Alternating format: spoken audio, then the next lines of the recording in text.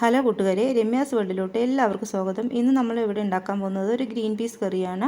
നൂലപ്പത്തിൻ്റെ കൂടെയെല്ലാം കഴിക്കാൻ ഭയങ്കര ടേസ്റ്റാണിത്. അതിന് ഞാൻ തലേ ദിവസം തന്നെ വെള്ളത്തിലിട്ട് വെച്ചിരിക്കുന്ന ഗ്രീൻ പീസ് ഒരു കുക്കറിലോട്ടിട്ട് അതിലോട്ട് 2 ചെറിയ ഉരുളക്കിഴങ്ങ് അരിഞ്ഞിടുക. ഒരു സവാളയും ഒരു ബിരിയാണിയിലോട്ടെല്ലാം ഇടുന്ന ഒരു സ്റ്റാർ ഉണ്ടല്ലോ അതും ചേർത്ത് ഉപ്പെല്ലാം ചേർത്ത് ഒരു 2 വിസിൽ കൊടുത്ത് നന്നായി വേവിച്ചെടുക്കുക. അതെല്ലാം വെന്തതിന് ശേഷം നമുക്ക് ഒരു പാൻ ഗ്യാസിലോട്ട് വെച്ച് അത് സ്വല്പം എണ്ണ ഒഴിച്ച് എണ്ണയെല്ലാം ചൂടാകുമ്പോൾ ഞാനിവിടെ സ്വല്പം തേങ്ങയാണ് എടുത്തിരിക്കുന്നത്. ആ തേങ്ങ എണ്ണയിലോട്ട് ചേർത്ത് പച്ചമണം മാറുന്നതിന് വരെ ഒന്ന് ചെറുതാക്കി ചൂടാക്കി എടുക്കുക. അപ്പോഴത്തേക്കും നമുക്കിവിടെ 1 ടേബിൾ സ്പൂൺ മല്ലിപ്പൊടി, 1 ടേബിൾ സ്പൂൺ മുളക് പൊടി, സ്വല്പം ചിക്കൻ മസാലയെല്ലാം ചേർത്ത് നന്നായിട്ടൊന്ന് വറുത്തെടുക്കുക. അതെല്ലാം തണുത്ത് ആറിയതിന് ശേഷം നമുക്കൊരു മിക്സിയുടെ ജാറിലോട്ടിട്ട് സ്വല്പം വെള്ളം ഒഴിച്ച് ഒന്ന് അരച്ചെടുക്കാം. അപ്പോഴത്തേക്കും നമ്മുടെ ഗ്രീൻ പീസും ഉരുളക്കിഴങ്ങും എല്ലാം നല്ലോണം വെന്ത് പാകത്തിന് ആയിട്ടുണ്ട്.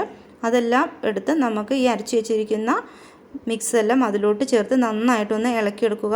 അതെല്ലാം നന്നായിട്ട് ഒന്ന് തിളച്ച് എല്ലാം മിക്സ് ആയതിന് ശേഷം നമുക്ക് ഗ്യാസ് ഓഫ് ചെയ്ത് നമുക്ക് ഇതെല്ലാം ഒന്ന് കടുവറുത്ത് എടുക്കാവുന്നതാണ്. കടുവറുക്കാനായിട്ട് ഞാനിവിടെ ഒരു പാൻ ഗ്യാസിലോട്ട് വെച്ച് അതിലോട്ട് ഓയിൽ ചേർക്കുക. വെളിച്ചെണ്ണയിലാണ് ഞാനിവിടെ കടുവറുക്കുന്നത്.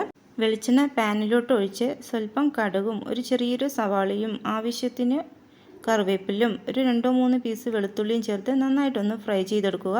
ഫ്രൈ ആയതിനു ശേഷം നമുക്ക് അവിടെ വേവിച്ച് വെച്ചിരിക്കുന്ന ഗ്രീൻ പീസ് കറിയിലോട്ട് ഇതൊന്ന് ഒഴിച്ചു കൊടുക്കാവുന്നതാണ്. കടുവറുത്തതെല്ലാം അതിലോട്ട് ഒഴിച്ച് നന്നായിട്ട് മിക്സ് ചെയ്ത് വയ്ക്കാം. അങ്ങനെ നമ്മുടെ ടേസ്റ്റി ഗ്രീൻ പീസ് കറി ഇവിടെ റെഡി ആയിട്ടുണ്ട്. എൻ്റെ ചാനൽ ആദ്യമായിട്ടാണ് കാണുന്നതെങ്കിൽ ഒന്ന് സബ്സ്ക്രൈബ് ചെയ്യണേ എല്ലാവരും.